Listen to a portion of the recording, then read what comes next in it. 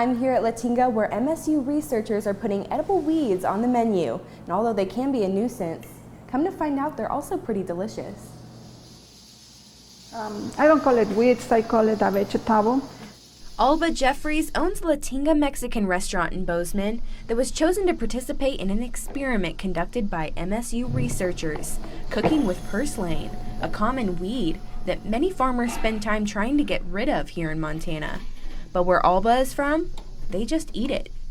I'm from Mexico City, and over there at least once a week we eat that vegetable. You can buy it any store, any market in Mexico City. Agroecologist and professor in MSU's Department of Health and Human Development, Roland Ebel, wants to make that the case here, too.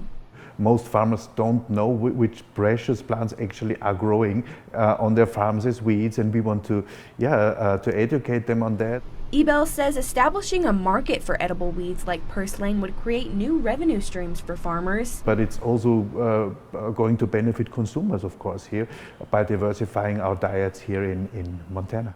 Ebel and his team's experiment took place on December 15th through the 16th at Latinga, where customers were served 2 different dishes containing purslane. Oh, I got very, very excited. It took me back to my childhood because we grew up with that. It tastes a little bit citrusy and it's very delicious. It's very fresh. Ebel says the results from their survey shows over 80% of customers that day thought the same thing. Vegetable, which I find amazing.